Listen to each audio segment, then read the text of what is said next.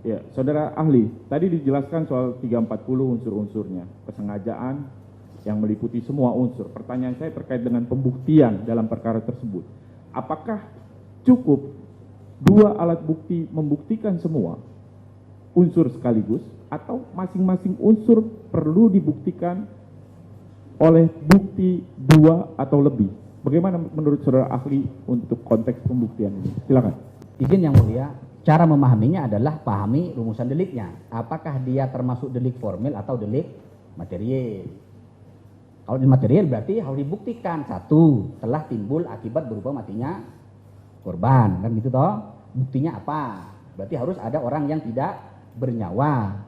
Tapi tidak semua orang yang mati karena pembunuhan. Misalnya mati disampar geledek itu kan. Nah, itu kan alam gitu kan.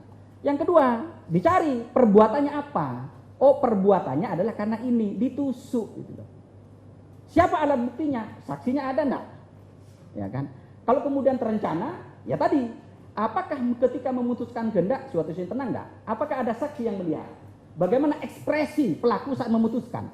Apa motivasinya? Yang kedua adalah ada jeda waktu enggak? Yang penting bukan lama atau bukan sebentar, tapi apa? Situasinya tenang, memikirkan segala sesuatunya itu kan. Karena bisa jadi, Moderman mengatakan bisa jadi rangkaian waktunya lama, tapi kondisinya menjadi apa? Emosi terus. Maka itu bukan 340. Kemudian misalnya harus ada ahli juga misalnya. Kalau dia misalnya dikatakan tidak tenang, apa buktinya? Ada anda ahli yang menjelaskan dia misalnya menangis misalnya. Kami orang hukum tidak tahu menangis itu sedih atau gimana kan? Pasti ada tes psikologinya. Dia bisa menjelaskan menangis karena konteksnya misalnya trauma, marah luar biasa, atau menangis karena dia ketawa-ketawa. Ada orang yang mohon maaf ketika bersin menangis. Ada. Tapi itu konteksnya bukan trauma kan? Maka siapa yang bisa menjelaskan? Ya ahlinya. Jadi alat bukti itu harus dikaitkan dengan karakter deliknya. Kalau material maka harus keseluruhan ya. Keseluruhan.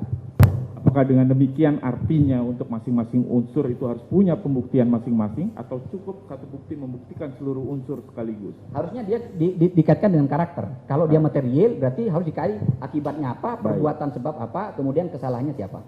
Baik. Kemudian terkait dengan pembuktian saudara ahli, apakah bukti-bukti yang digunakan untuk membuktikan dalam suatu perkara perlu juga dipastikan perolehan bukti termasuk admissibility bukti tersebut kaitan dengan sahnya pembuktian?